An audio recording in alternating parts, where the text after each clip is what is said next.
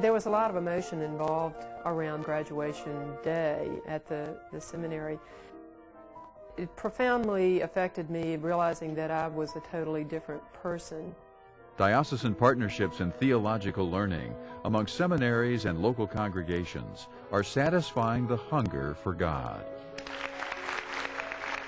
For Margaret Moore, her learning experience in the Master of Arts program in Christian education at Virginia Theological Seminary not only prepared her for a new ministry in education, but also completely renewed her faith life. I realized that the person that I was when I entered the seminary was totally different than the person that was leaving. Margaret's journey of faith is a life-changing experience that leads her to a deeper longing for God. It was when I took some personal steps to really start defining what it was that I truly believed and who is this person Jesus that we historically know about, but where do I fit into that relationship? So really drawing it into a personal level. And I think from that point on, I've always been hungry for new knowledge about faith. This hunger for a deeper knowledge of faith helped Margaret discover a spirituality that would change her life.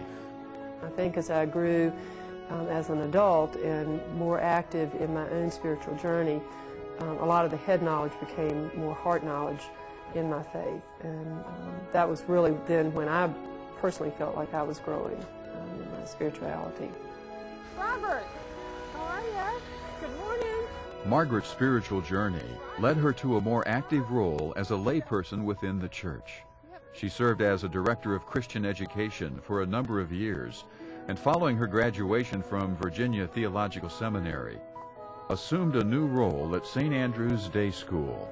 I didn't realize that what God had in store for me was to be the head of the day school, to be able to carry that education then into helping to shape these children, to see their smiles every day and to be able to walk with them. I feel like through my education through the seminary, in a lot of ways I'm better equipped to be able to minister to them. And I would hope that my faith can be an inspiration to other people by being open and sharing where I have been, where God has been in my life, and where God continues to be in my life.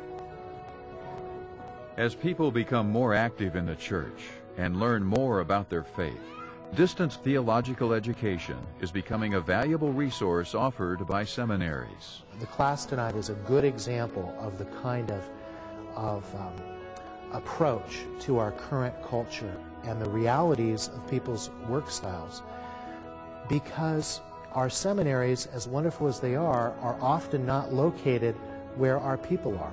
It's a lifelong pilgrimage.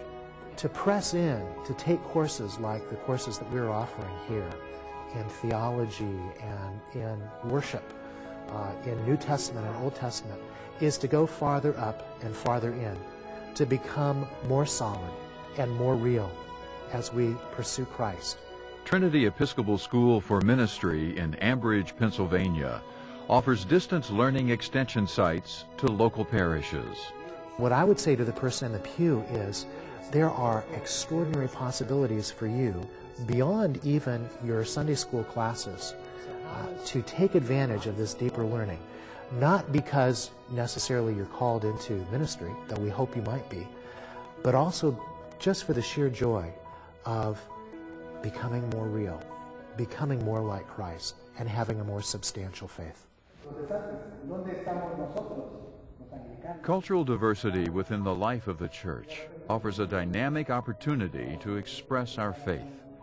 The Center for Anglican Learning and Life at the Church Divinity School of the Pacific in Berkeley, California, recognized the value of forming partnerships to address the changing needs of growing multicultural congregations. We want to make it possible for congregations not simply to react to the changes that are happening in their communities, their neighborhoods, but actually to embrace that change, to see that change as an opportunity for new kinds of mission and ministry. I think at the very heart of our collaborations is that understanding that we can share what we know.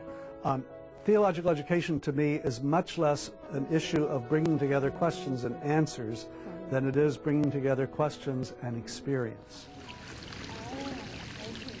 Another example of collaboration is the School for Deacons at the Church Divinity School of the Pacific. The way we have formulated the Order of Deacons these days is that these are folk who, as we say at the school, keep their day jobs, which is why our school, for example, is shaped in a particular way to deliver theological education. Collaboration reaffirms the value of shared theological learning. I think the theological education becomes central for the life and viability of the church in the 21st century. The School of Theology at the University of the South in Sewanee, Tennessee, offers one of the largest lay theological education programs. Education for Ministry, or EFM, gives new meaning to theological learning. It fits most clearly at that time in life when we are most profoundly looking for what life means for us. A time in our lives we're looking for how do we belong, who we are first of all. EFM, I think, most clearly responds to those kinds of needs and opportunities in our lives. Led by mentors, EFM offers the freedom and flexibility for people to explore the meaning of faith. For some, the EFM experience will lead them to a new appreciation of their spiritual journey and participation in ministry. It enables you to have growth, and you have personal growth. One of the metaphors used in religious study is the journey, that you're on the journey, and EFM definitely helps you on that journey. Mandy Franz has made mentoring EFM groups her ministry. I'm more intentional in what I do. I'm more intentional in every day and how I plan and my relationship to God and how I see that and how I interact with other people.